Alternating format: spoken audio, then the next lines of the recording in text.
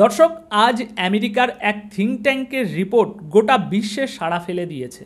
আর সেই রিপোর্ট প্রকাশের পর এখন আমেরিকার সামনে যে আতঙ্ক তৈরি হয়েছে তা হলো উত্তর কোরিয়া যে কোনো সময় তাদের উপর পারমাণবিক হামলা চালাতে পারে। দর্শক, আসলে ঘটনা হলো উত্তর কোরিয়ার একটি গোপন ক্ষেপণাস্ত্র ঘাঁটির তথ্য ফাঁস হয়েছে, যেটা এতদিন কারো নজরে আসেনি। এই ঘাঁটিটি বিশেষভাবে চীনের সীমান্তের কাছাকাছি অবস্থিত, আর সেটি নিয়েই এই বিস্তারিত রিপোর্ট প্রকাশ করা হয়েছে। ওরা বলছে এটা এতটাই ভয়ঙ্কর যে আগে কেউ বুঝতেই পারেনি। আসলে এই ঘাঁটি এখানে বানানোই হয়েছে সরাসরি আমেরিকায় পারমাণবিক হামলা চালানোর জন্য। রিপোর্টে বলা হয়েছে জায়গাটা চীনের সীমান্ত থেকে মাত্র 27 কিলোমিটার দূরে, আর সেখানে প্রায় 9টা ইন্টারকন্টিনেন্টাল ব্যালিস্টিক মিসাইল ICBM রাখা হয়েছে, যেগুলো পারমাণবিক হামলা চালাতে সক্ষম।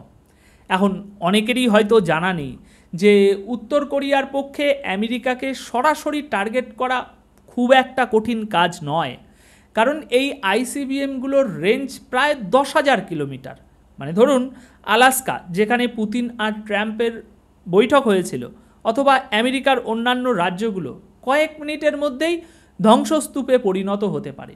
দর্শক, রিপোর্ট অনুযায়ী তাদের দাবি সেখানে ইতিমধ্যেই 9টা পারমাণবিক ক্ষেপণাস্ত্র মোতায়েন করা হয়েছে। মোবাইল লঞ্চারও রাখা হয়েছে, যাতে সেগুলো এক জায়গা থেকে আরেক জায়গায় সহজেই সরানো যায়। এখন সবচেয়ে বড় সমস্যা হলো সেই ঘাঁটিতে বিশাল এক স্টোরেজও তৈরি করা হয়েছে। মানে ওদের কথায় এর আগে কেউ জানতই না যে এমন কিছু ঘটছে।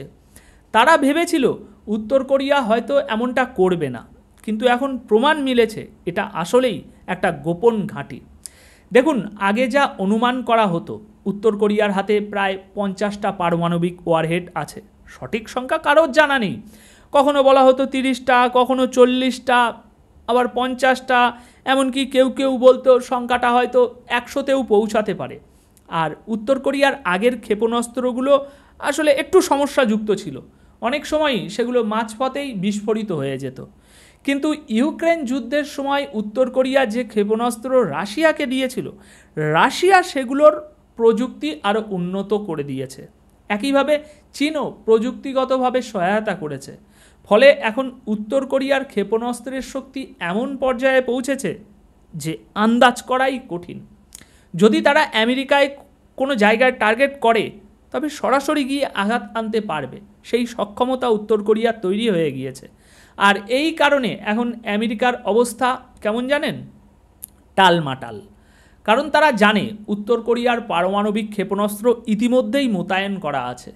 আর সবচেয়ে মজার এবং অদ্ভুত ব্যাপার হলো উত্তর কোরিয়ার এমন হুমকি ঠেকাতে গিয়ে আমেরিকা যা করেছে তা হলো দক্ষিণ কোরিয়ায় 3rd anti ballistic missile system বসিয়েছে। এখন এই 3rd আসলে কি? দর্শক, এটা সেই একই প্রতিরক্ষা ব্যবস্থা যেটা ইসরায়েলে বসানো হয়েছে। কিন্তু সবাই জানে সেই সিস্টেম থাকলেও ইরানের সাধারণ ক্ষেপণাস্ত্র আর হাইপারসনিক ক্ষেপণাস্ত্র এমন তাণ্ডব চালিয়েছে যে ইসরায়েল কার্যত ধ্বংসস্তূপে পরিণত হয়েছিল। আমরা ইসরায়েলে যে ধ্বংসযজ্ঞ দেখেছি সেটা একেবারে ভয়াবহ চিত্র। বিশেষ করে শেষ দিনের যে হামলাটা হয়েছিল তা ছিল একেবারে চরম দৃষ্টান্ত। আর মজার ব্যাপার হলো সেখানেও 3rd প্রতিরক্ষা ব্যবস্থা একেবারে ভেঙে পড়েছিল। এখন শুধু এটুকুই নয়, আমেরিকাকে ধ্বংস করার জন্য উত্তর কোরিয়ার হাতে আরও অনেক অস্ত্র মজুদ আছে। উদাহরণস্বরূপ, তাদের কাছে এমন ICBM আছে যার রেঞ্জ 13,000 কিলোমিটার, আবার আরেকটা আছে যার রেঞ্জ 15,000 কিলোমিটার। সাম্প্রতিক সময়ে তারা এমনকি মাল্টিপল নিউক্লিয়ার ওয়ারহেডযুক্ত ক্ষেপণাস্ত্রের সফল পরীক্ষা করেছে। আর এর মানে কি দাঁড়ায়? মানে যদি একটি মাত্র ক্ষেপণাস্ত্রই তারা 10টা পারমাণবিক ওয়ারহেড বসিয়ে দেয়, তবে আমেরিকার অন্তত 10টা অঙ্গরাজ্য কয়েক মিনিটের মধ্যেই উড়ে যাবে। আর সবচেয়ে আতঙ্কজনক বিষয় হলো সেটা ঠেকানোর মতো কার্যকর প্রতিরক্ষা ব্যবস্থা আমেরিকার হাতে নেই।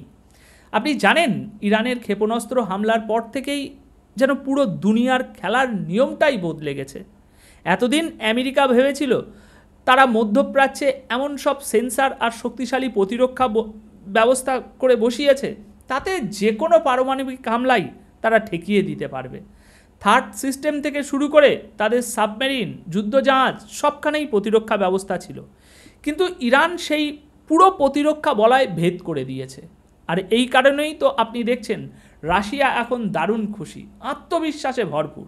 কারণ তারা বুঝে গেছে যদি আমেরিকার প্রতিরক্ষা ব্যবস্থা এভাবেই ব্যর্থ হয় তাহলে ভবিষ্যতে যে কোনো শক্তিশালী ক্ষেপণাস্ত্রের হামলায় আমেরিকাকে টেকাতে পারবে না।